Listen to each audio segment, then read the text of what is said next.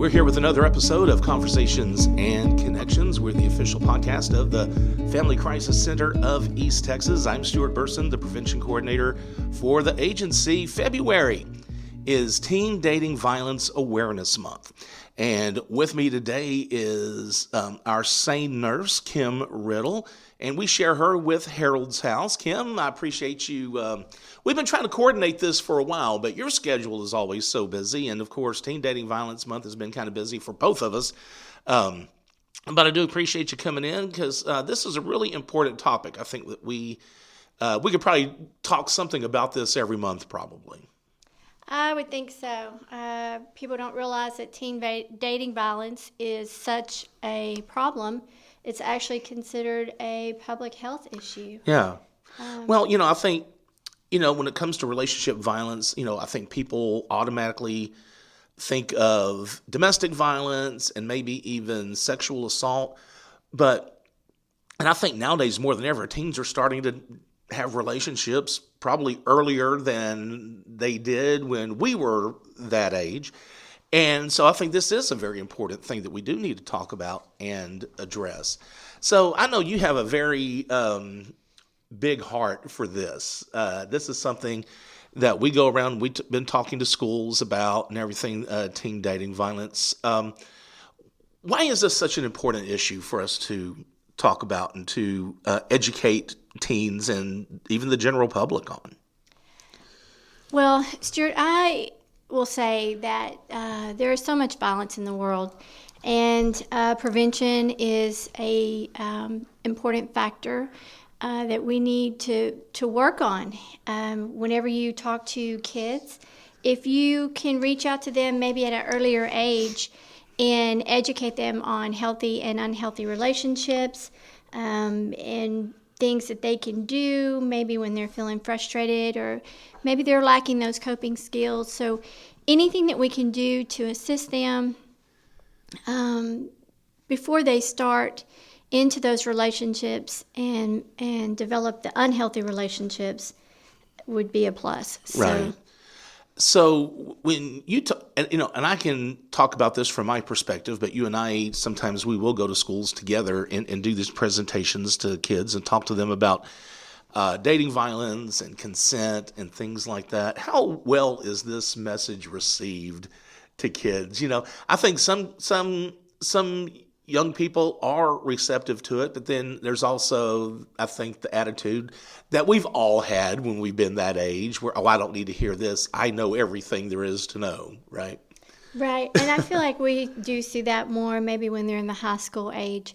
I feel like you do need to maybe target the middle school kids. I feel like they may be a little more receptive. They haven't really developed those relationships yet. And as they move into high school, absolutely that peer pressure is so strong. And I feel like that is kind of a barrier for them to maybe receive information. Right.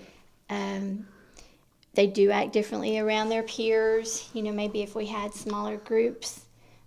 Just like when we go to the schools and we're in the classroom, I feel like we get a lot more reception right. at that time. Well, I'm always if given the choice, I will always ask to talk to individual classes instead of like a big school assembly. Because I think then young people are more comfortable about maybe opening up, asking questions, and things like that. Or that's my opinion, at least. I would agree with that. And, what we have to look at is kids are coming from all kinds of backgrounds. Maybe there is domestic violence in their home.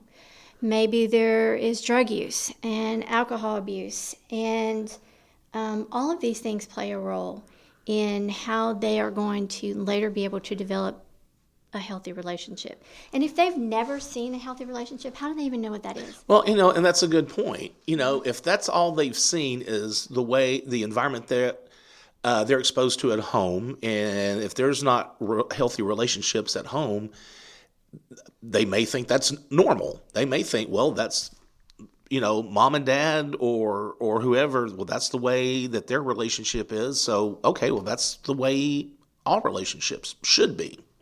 Absolutely. Probably, Which is why just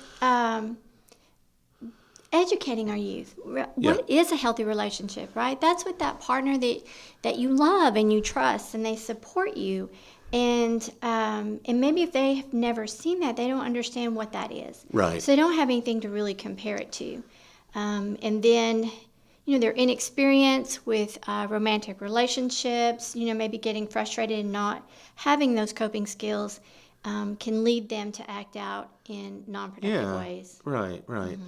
So how common is dating violence with that age group? When I say that age group, I'm talking about middle schoolers and high schoolers. Do you think it's more common than a lot of people realize? Oh, absolutely. Statistics, which we know those can vary, but it states that 1 in 3 youth will experience physical, sexual, emotional violence. Right. In a dating relationship. Sure. So that's a huge number, 1 in 3. So every third child. Well, and that's what, and I've seen you do this, and I've done this too. If I'm talking to a group, might do it differently every time, but I might have them count off 1, 2, 3, 1, 2, 3, or just kind of point, one call out to them. Okay, all of y'all who are number 3, according to statistics, you're going to be the ones that are, in a bad relationship in their youth, right? Absolutely. And they may not only, maybe they're the victim in that relationship, but they may be the perpetrator in that relationship. Yeah, right. So you've talked to students in schools as well as I have about this. What's the best way to approach this? Like, how do you educate young people about a healthy relationship? Sometimes I wonder, okay, here's this man, here's this woman, and they're up here at the head of the class, and they're, talking to us. Is there a way to really get through with these kids that may be, I don't know if I want to say unconventional, but a unique way of reaching out to youth about this? I think we have to reach kids where they are. If we just throw out a bunch of big words and we don't engage them in the conversation, we're not going to get their attention. Right.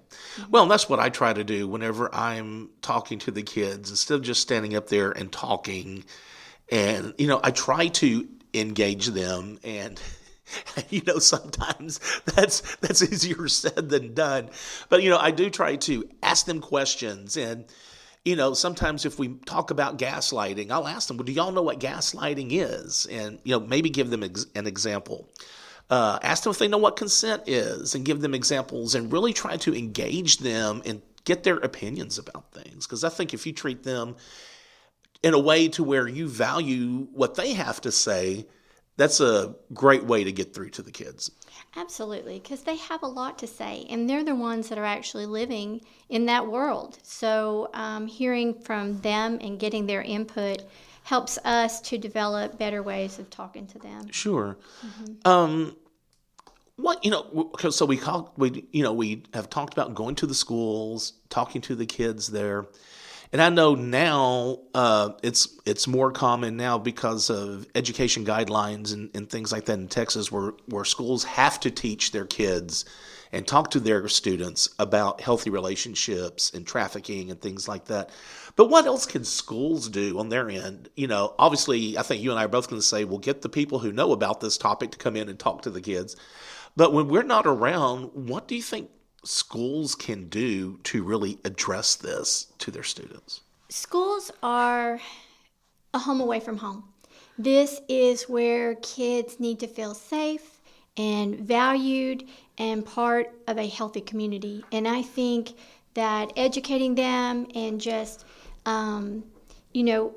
being aware of children maybe who are struggling and being able to talk to them or assist them is valuable. They spend a lot of time at school. They probably spend more time at school than they do with their parents at home, right? Sure. During the school year. Exactly. So they have a huge ability to reach out to these kids. And I know that teachers make a huge impact. Their counselors make a huge impact. And I know just walking down the hallway, they'll say hi to different kids and they know them by name. And I think that's so valuable. Sure. Earlier, we were talking about, getting through to the middle school about relationship violence. I don't know if this would be a matter of opinion, but are kids starting romantic relationships too early? Absolutely. And I think that is the internet and social media and what's in the movies. Look at some of the TikTok videos that you see.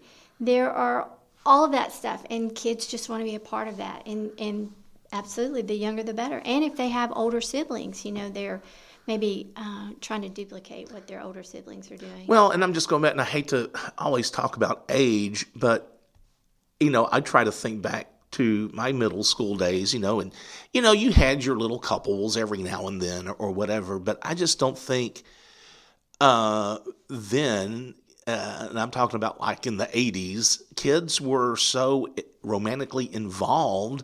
And I guess I should say air quotes when I say romantically involved. Do they really know what romance is? But I think kids are more relationship oriented than they were back then. And I just kind of think, well, they don't even know what a healthy friendship is, much less a romantic relationship at that age. Absolutely. And that can be a factor because they are really not ready emotionally or intellectually for, a one-on-one romantic relationship when they're 10 years old, right? They just don't have the skills and they aren't developed enough emotionally for those relationships and to know, how to deal with it when maybe there's conflict in that relationship. So I do think that plays a role. So, I asked you about schools and the role that schools play in this, but obviously probably things really start at home. What can parents do to talk to their kids, or how should they approach this topic to their kids? Are some parents even, do you think, either unaware or they don't want to admit maybe even that their kids are involved in these romantic relationships? I think society as a whole just feels like, well, it's just kids, right? It's not really that big of a deal. And we don't understand that those things that are happening to them when they're children can affect them in so many different ways, and that can stunt them emotionally. It may be a precursor for how their relationships are going to be in the future. And so we have to reach them early and just teach them. And unfortunately, the home situation has changed, right? Sure. And it evolves in different communities. But if they don't see a healthy relationship at home and they're not seeing it anywhere else, how do they even know what that is? Right. Right? They don't even know what that is. Sure. And so, and maybe parents are really busy, they're both working, and then they come home and they've got all those things to do, and then whenever they have a minute, they're plugging into their own social media, so kids are kind of lacking in that relationship even at home, and so they're looking for that attention and that love somewhere else. Right. Well, and have heard parents say, and I've kind of have seen this, I'm not a parent myself, that, a lot of kids feel like they have to have that relationship. They break up with a boyfriend or girlfriend and they have to feel like, well, they have to have another boyfriend or girlfriend. Where, one of the things that we talk about when we talk about healthy relationships with teens is you don't realize how healthy it is to spend some time apart. Just because you have a boyfriend or a girlfriend doesn't mean you have to be together 24 hours a day, 7 days a week. And I would even tell mature married couples the same thing. You got to have that alone time or, time away from each other, and it's okay, right? Absolutely. It is okay because you're individuals, and so you're coming together to have a relationship, but it doesn't mean that you have to become that other person or that that's the only person that you can be around, because we see that in an unhealthy relationship to where the abuser wants all of your attention, right? They want to isolate you from everyone else, and that is not healthy. Well, and what you just said is leading me to my next thing I want to talk about. We've been talking about teen dating violence, but what is teen dating violence? What are the common ways teens experience violence in their relationships? Is it the same as adults, or are we looking at a completely different set of things here? There are some similarities in teen dating violence, and there's also some differences.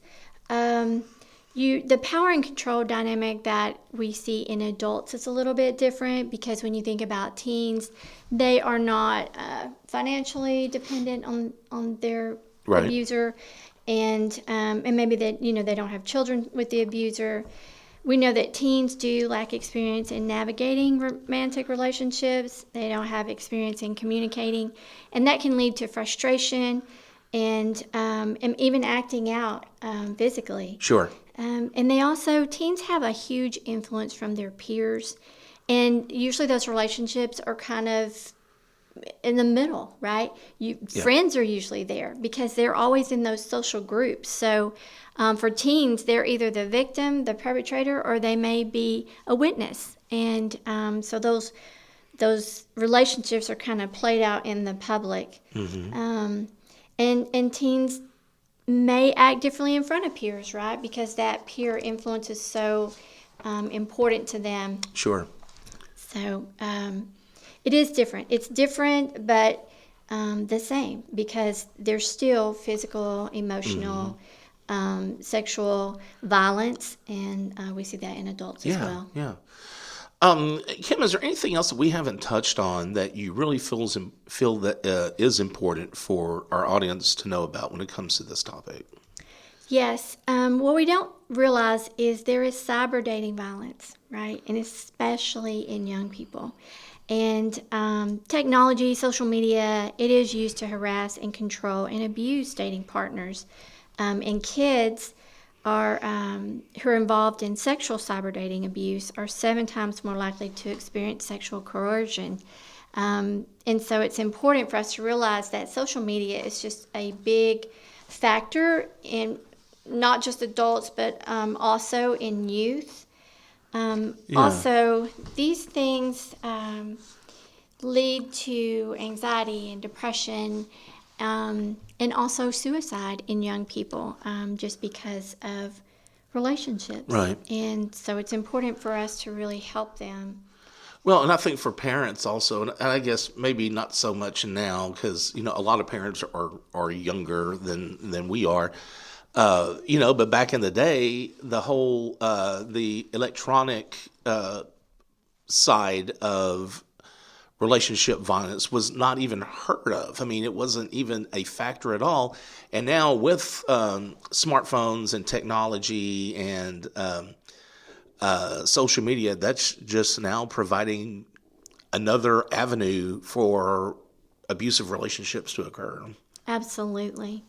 And one other factor, Stuart, which when I was just reviewing some of this information, did you realize that homicide is the 3rd leading cause of death for youth aged 10 to 24? Wow. Isn't that crazy? Yeah. Youth violence can have serious and lasting effects on their physical, mental, and social health. It harms their development. It causes trouble in coping with stress. And this affects their ability to be able to connect with other people. Mm-hmm. All right. Well, Kim, I appreciate it. And again, I just kind of, people may be wondering your role here at the Family Crisis Center and at Harold's House, because you do work at both agencies. You're a SANE nurse, sexual assault nurse examiner. What does that mean? What is your role? My role is the forensic nursing coordinator and also the medical advocate. I do work for Harold's House, a child advocacy center, and for the Family Crisis Center. I am a sexual assault nurse. I do have some other nurses who work with me. And our job is we care for victims of violence. So our job is to care for people with who have been sexually assaulted or intimate partner violence victims, and we also see child abuse victims. Okay. All right, Kim Riddle with us today on the podcast. Kim, I appreciate you taking some time out and being with me to talk about this. Thanks a lot. Thank you, Stuart. All right. So anyway, if you have any questions, you can email us at conversationsandconnections@fccet.com. Also, if you feel like you need our services at the Family Crisis Center, I do want to remind you of our 24-hour-a-day, 7-day-a-week hotline. That number is 1-800-828-7233. And also, be sure to subscribe to Conversations and Connections. You can do that via Spotify, Apple Podcasts, Google Podcasts, pretty much any podcast service of your choice. And remember, be the voice, if not for you, for someone else.